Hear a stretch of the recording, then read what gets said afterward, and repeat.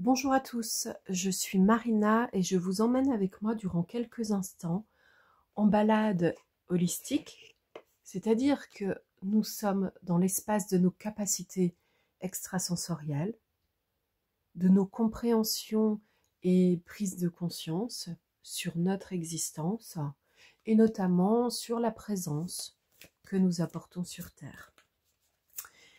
Ça peut avoir une connotation spirituelle, spiritualiste, philosophique, de soins, de guérison, de mieux-être.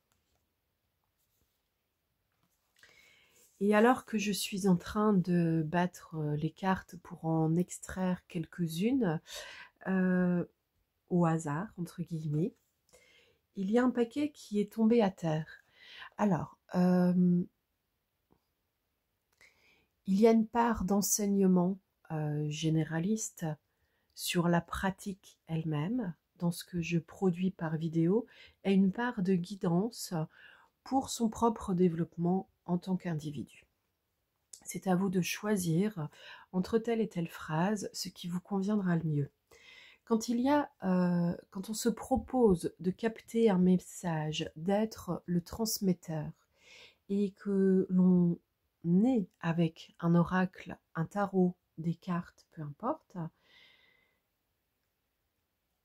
de ma compréhension de la vie en tant qu'être holistique, nous n'avons pas à limiter la teneur du message, la quantité. C'est-à-dire que lorsque, comme là, un paquet de 5 cartes sort, là quasiment il est tombé, vraiment, il venait avec force, eh bien je les prends. Et je ne vais pas dire parce que mon mental avait établi qu'il fallait 1 ou 2 cartes, je ne vais pas dire que les autres cartes supplémentaires, je les dégage. C'est comme si vous disiez, il me semble, moi, dans ma vie, que je peux faire une rencontre importante, par exemple pour le couple, on se met en couple une fois et c'est pour la vie, et je dégage le reste. Je ne suis pas en train d'insinuer qu'il faudrait une rencontre importante et multiplier les rencontres à côté, mais simplement observer que si vous êtes dans une rencontre qui devient une relation, est-ce que vous vous y sentez bien? Oui, alors vous y restez. Et le reste ne compte pas vraiment. Est-ce que vous y sentez mal? Oui. Et c'est alors que le reste compte. D'accord? Ici, la première carte, c'est votre bien-être est à portée de main. On a le numéro 3. Partagez vos dons, numéro 4. Numéro 34. Ne craignez pas le changement, embrassez-le et grandissez. Numéro 35. Le courage arrive quand on surmonte la peur. Numéro 10. Restez calme et continuez. Je pense que c'est important ici de comprendre qu'on est en train simplement de nous dire et de nous rappeler que nous avons tous des capacités, quelles qu'elles soient. Amusez-vous à rédiger votre CV. Si vous n'avez pas l'habitude de cet exercice, cela va vous confronter à une vision de vous-même qui, au départ, peut être appauvrie par rapport à la réalité et à tout ce que vous avez déjà réalisé et vous savez réaliser. Mais en réalité, au bout d'un moment, vous allez développer une capacité supplémentaire, mettre en avant ce que vous êtes de bien et de bon. Il y a une vérité générale, en fait, pour tout le monde, qui, à mon sens, est vraiment valable à n'importe quel moment de notre existence. C'est-à-dire que nous sommes des êtres intelligents, plusieurs types d'intelligence, et chacun peut trouver sa propre définition, c'est important.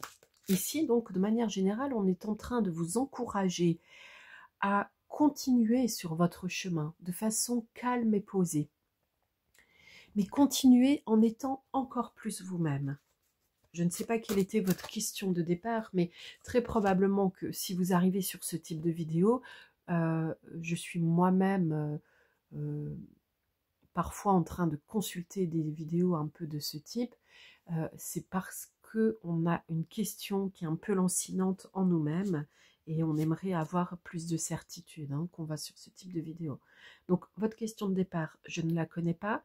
Je n'ai pas besoin présentement de me positionner sur une question spécifique. C'est un message qui reste généraliste là. Et en tout cas, prenez conscience de ce que vous êtes, des dons que vous avez. C'est peut-être, avec les années, le fait d'avoir développé un don artistique ou une capacité à organiser les intérieurs de maison. Ça peut être, dans le monde subtil, une capacité à pressentir les effets de maladies qui arrivent. C'est très variable. Ici, nous avons le 7 de la pensée. Soyez patient. Les rêves mettent parfois du temps à se réaliser. N'ayez aucune inquiétude. Travailler dur finit toujours par payer.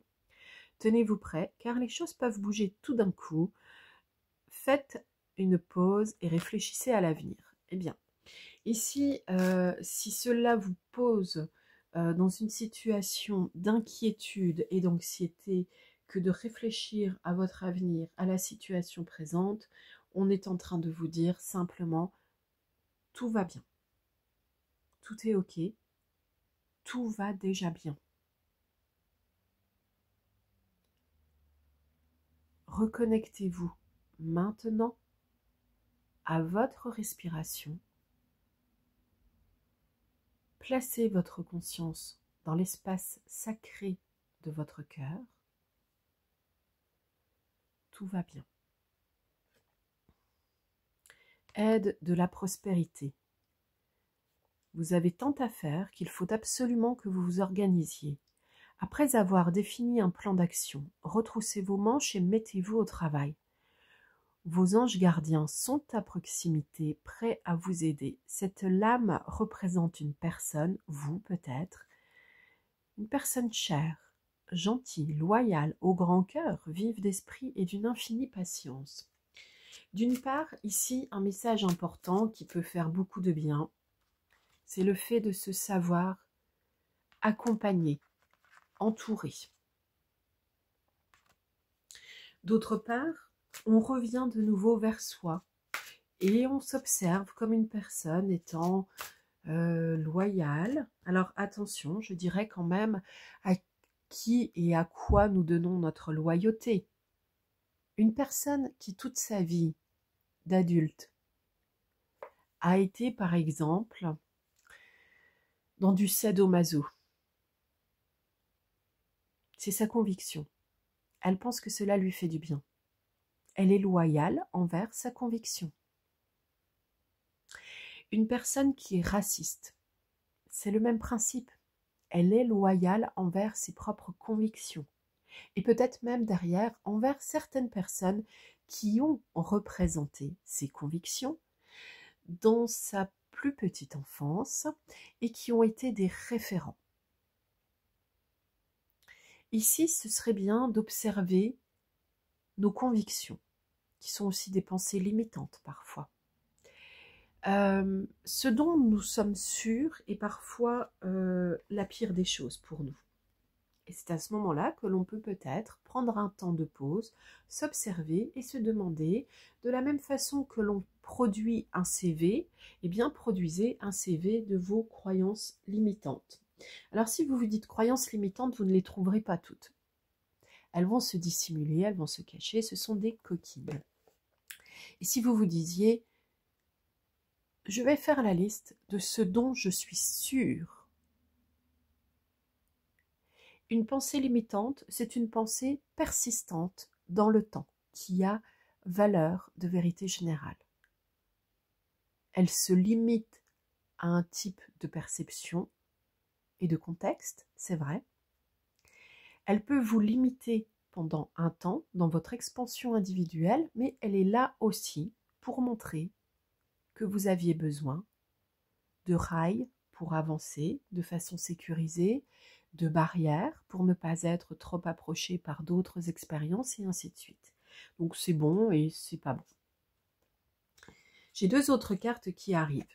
Message de la prospérité. Vous allez apprendre une excellente nouvelle, changement de poste, promotion, inscription dans une école renommée et ainsi de suite. Quelque chose qui vous a fait rêver et qui vient à vous. Vous êtes prêt à relever de nouveaux défis. Cette lame symbolise une personne, vous peut-être, drôle, voire espiègle, jeune, optimiste et très intelligente.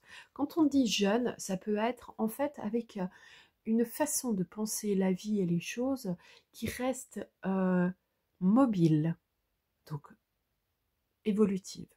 Ouvrir son cœur. Laissez l'amour grandir et s'épanouir tout autour de vous. Depuis longtemps, vous attendez cela. Or, le moment est arrivé. Faites vos choix et en écoutant votre cœur et suivez le chemin qui vous mènera vers une vie heureuse et saine. Alors ici, d'une manière générale, si vous vous posez des questions sur leur relationnel, quel qu'il soit, c'est évidemment, on le sait tous, en étant dans l'énergie de l'amour, qu'on a du meilleur relationnel. Cependant, l'énergie de l'amour, c'est quoi exactement? Eh bien, vous pourriez, si vous ne la ressentez pas, ou si vous ne savez pas que vous l'avez déjà ressenti, c'est possible aussi dans ce sens-là, vous pourriez observer le vocabulaire qui est le vôtre. L'énergie de l'amour, elle est à base de confiance en soi, d'estime de soi, de respect de soi, respect de l'autre. Si par exemple, quand vous avez quelque chose qui va mal dans votre vie et quel que soit ce quelque chose, quelle que soit l'intensité de cette expérience que vous êtes en train de faire, si à ce moment-là, vous devenez bougon, bah, c'est pas que vous êtes une personne sans amour, c'est que c'est difficile à ce moment-là pour vous. Mais si vous devenez bougon et qu'en plus, vous vous laissez en train de faire subir aux autres votre bougonnerie, votre mauvaise humeur, et que vous la déchargez comme une poubelle émotionnelle sur autrui qui serait une décharge, là, vous vous rendez compte, peut-être en m'écoutant sur cet exemple pratique, qu'il n'y a rien d'aimable, d'aimant, il n'y a rien qui corresponde à l'énergie de l'amour. Pour beaucoup, l'énergie de l'amour, ça ne veut pas dire grand-chose parce qu'il y a 15-20 ans, on ne parlait pas de l'énergie de l'amour. On disait simplement je suis amoureux, l'amour, etc. Bon. Être amoureux n'est pas être dans l'énergie de l'amour. Être amoureux, souvent, quand on décortique ce que cela fait vivre, on comprend que cela veut dire être dans la perception physique que la personne en face nous plaît, éventuellement, avec beaucoup de chance, qu'on lui plaît également, peut-être pas sur la même intensité non plus, et c'est découvrir, par exemple, les plaisirs de la chair avec cette personne, et peut-être pas autre chose. Mais ça peut être aussi construire une relation plus durable derrière, plus officielle, tout est possible. On peut avoir des sentiments qui veulent du bien à l'autre et ne pour autant pas se trouver encore dans l'énergie d'amour. Eh oui, c'est complexe. Quand je suis dans l'énergie d'amour, c'est que je place ma conscience de façon consciente ou inconsciente, par habitude de vie, dans l'espace sacré de mon cœur, de mon chakra du cœur. Nous vivons depuis une quinzaine d'années dans un espace énergétique très mobile qui comprend encore les anciennes définitions des 7 chakras principaux, mais qui s'articule surtout autour d'une quinzaine de chakras principaux pour chaque être humain. Et je crois même observer et comprendre que dans la perception subtile et énergétique, les enfants qui sont nés à partir de 2020 à peu près, à quelques mois près, sont peut-être même sur une vingtaine de chakras. Ce qui veut dire qu'il y a autant de dimensions et de sensibilités en eux, autant de couleurs, autant de capacités à explorer. Si vous raisonnez encore sur la notion des 7 chakras principaux, ne vous sentez pas en retard, en manque, débile ou je ne sais quoi.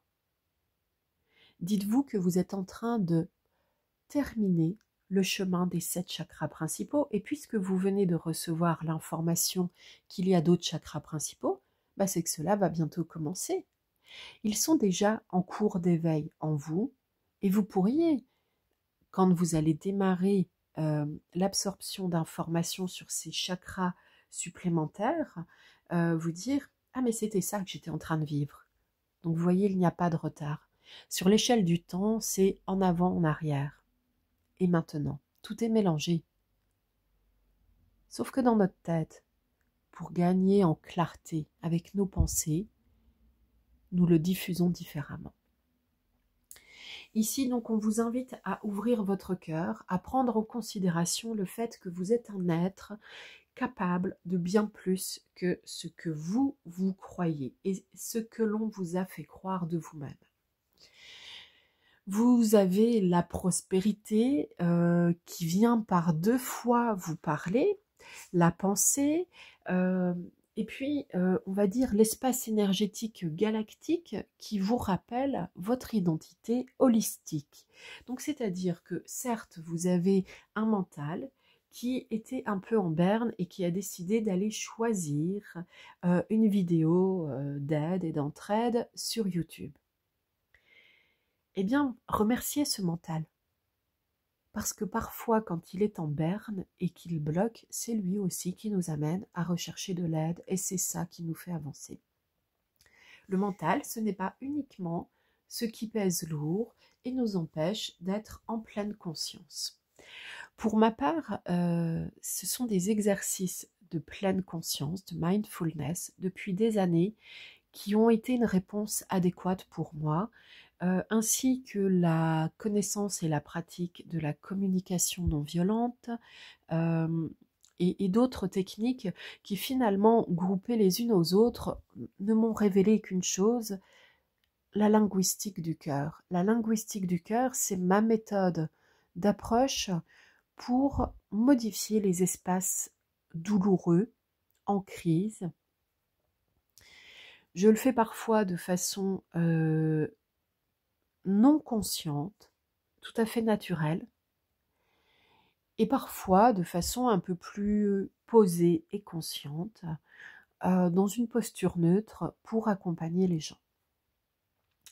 En tout état de cause, ce sont le langage, la sensibilité et les énergies qui sont mes guides. Dans des notions d'évolution individuelle, de thérapie, de problem solving, donc d'envie de résoudre les problèmes. Il y a des gens dans leur vie qui ne vont jamais être dans la recherche de solutions. Il y a des gens qui peuvent rester longtemps dans la plainte parce qu'il y a des bénéfices secondaires inconscients dont on ne leur a pas parlé. Et quand on leur en parle, cela les agace, les agite, les met en colère. Parce qu'on est en train de faire tomber un masque. Cependant, si leur réaction est de l'agitation, de la colère, etc., c'est que c'est de la peur et qu'ils ne sont pas prêts à sortir du déni. Si ça, vous savez l'observer pour vous-même, vous savez l'observer pour les autres et inversement. Restez dans le respect de ce qui n'a pas envie d'être touché pour le moment. On a une vie entière pour modifier des choses en soi et les améliorer, et une vie entière, cela dépasse peut-être, selon les convictions de certains et de certaines, le temps terrestre. Il est vrai que lorsque l'âme s'incarne sur Terre, elle a à développer certains axes d'amélioration, de compréhension, de mise en conscience et de contribution à des œuvres communes avec d'autres âmes. Ça, c'est vrai. L'idéal, c'est de se trouver dans un parcours de vie qui évite d'aller se torturer dans des choses difficiles. En général, les choses difficiles, c'est ce qui ne vous convient pas. À moins, par un tour de force de la pensée et du déni, de réussir à se convaincre ou à se faire convaincre que finalement cela nous conviendrait. Mais à ce moment-là, il faut abandonner la conscience de sa propre valeur pour accepter de diminuer la puissance de son propre être en intégrant dans sa vie le fait que il est normal d'avoir mal et que l'on doit avoir mal. C'est encore autre chose. Observez bien l'ensemble des mots que je dispose dans l'ensemble de mes vidéos parce que chaque mot a une puissance énergétique particulière, outre une signification langagière, linguistique, culturelle précise. Comment vous sentez-vous à présent?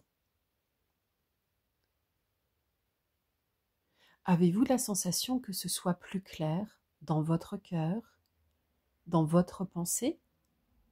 Ce sont déjà deux endroits importants de votre propre existence. Deux temples à vénérer. À bientôt.